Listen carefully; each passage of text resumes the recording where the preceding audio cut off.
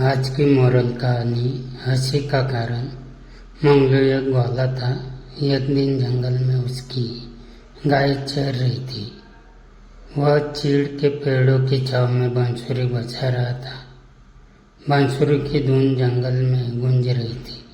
तभी उस रास्ते उसने राजा के दल को जाते हुए देखा। मंगलू जोर से हंसा। वह जिद ने इसे राजा का अपमान समझा।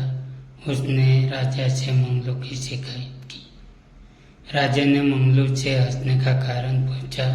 वह बोला, मैं समय आने पर बताऊंगा। राजा क्रोधित हो गया। उसने ग्वाला को जेल में बंद करवा दिया। मंगलू ने राजा से निवेदन किया, महाराज, मुझे बांसुरी बजाने का शौक है। मुझे जेल में भी बांसुरी बजाने की इजाजत दीजिए। तुम सुबह रोज सुरक्षा कर्मियों की उपस्थिति में बांसुरी बजाने जेल से थोड़ी देर के लिए बाहर लाए जाओगे। कुछ देर बाद फिर जेल में कैदी के रूप में रहोगे। राजा ने मंगलू को आज्ञा दी। राजा की एक लड़की थी। उसका नाम दिव्या था। वह खूबसूरत थी। उसे गाने का शौक था। एक दुर्घटना में उसकी याददाश्त चली गई थी। अब वह किसी से बात नहीं करती थी, गुमसुम रहती थी। राजा ने उसकी याददाश्त लौटाने के बहुत प्रयास किए, किंतु सब बेकार। रोज सुबह सुरक्षा कर्मियों की उपस्थिति में मंगलू जेल से बाहर आकर थोड़ी देर तक बांसुरी बजाता रहता। मंगलू की बांसुरी की धुन दिव्या के कानों तक भी पहुंचती। वह अपने कक्ष से बाहर आकर बांसुरी की धुन को सुनती रहती। एक दिन रानी ने दिव्या को बांसुरी की धुन सुनते हुए देखा। उसे बहुत समय बाद दिव्या के चेहरे पर खुशी दिखाई दी। रानी ने राजा को यह बात बता दी। राजा ने मंगलू को कैद से मुक्त करते हुए आज्ञा दी कि वह इसी दरबार में रहेगा और दिव्या को बांसुरी की धुन सुनाएगा। मंगलू ने ऐसा ही किया। धीरे धीरे दिव्या के स्वास्थ्य में सुधार आने लगा। अब वह अपने परिवार वालों के साथ बातें भी करने लगी। कुछ दिनों बाद वह गाने भी लगी। अब मंगलू बांसुरी बजाता और वह गाती। राजा और रानी दिव्या में आए परिवर्तन से बड़े खुश थे। महाराज, मंगलू ने हम पर इतना बड़ा उपकार किया है। मुझे लगता है दिव्या मंगलू को चाहती है। हमें दोनों की शादी करानी चाहिए।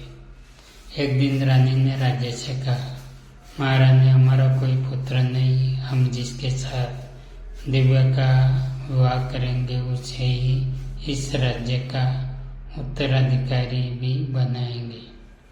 राज्य चलाने के लिए बुद्धि और चातुर्य आवश्यक है।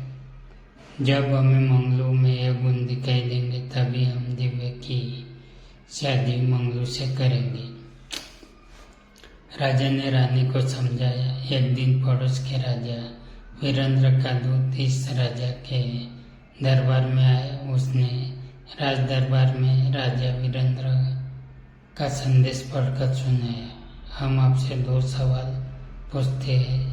यदि आपने हमारे 2 बौद्धिक सवालों के जवाब दे दिए तो हम आपके राज्य पर आक्रमण नहीं करेंगे। अगर आप जवाब नहीं दे पाए तो आपको बंदी बनाकर हम आपके राज्य को अपने राज्य में मिला लेंगे। पहला सवाल, इस चांदी के टुकड़े को देखकर बताओ, इसमें हम कहाँ पर, तुम कहाँ पर? चांदी के टुकड़े को दिखाते हुए दूत ने संदेश पढ़ा। अपने साथ लाए 2 घोड़ों को राज दरबार में पेश करते हुए दूत ने दूसरा सवाल पढ़ा। ये दोनों घोड़े एक जैसे हैं, इसका रंग भी एक जैसा है। बताओ, इनमें कौन पिता और कौन बच्चा है? जो पिता है उसके भार के बराबर चांदी के सिक्के हमें भेजने होंगे। कोई भी राज दरबारी राजा के वीरेंद्र के भेजे इन सवालों के जवाब नहीं बता पाया। मंगलू ने कहा, आपकी आज्ञा हो तो मैं इन सवालों का जवाब बता सकता हूँ। बताओ। राजा ने मंगलू को आज्ञा दी। मंगलू ने दूध के लाए चांदी के टुकड़े को हाथ में पकड़कर गौर से देखा। वह बोला, महाराज, ये चांदी का टुकड़ा पड़ोस के राजा वीरेंद्र और आपके राज्य के नक्शे के रूप में है। इसमें ऊपर वाले बिंदु पर आपका राज्य है और दूसरा राजा वीरेंद्र के राज्य को दर्शा रहा है। मंगलू वाला था ही, वह पहले घोड़ों का व्यापार भी करता था, इसलिए उसे घोड़ों के स्वभाव के बारे में भी पता था। दूसरे सवाल का जवाब देते हुए मंगलू बोला, दूध के लाए इन 2 घोड़ों को मैदान में एक साथ छोड़ दिया जाए। जो घोड़ा आगे आगे दौड़कर चले, वो थोड़ी देर बाद पीछे वाले का इंतजार करे, वह बच्चा है। दूसरा बोला, घोड़ा उसका पिता है। दूसरा वाला घोड़ा उसका पिता है।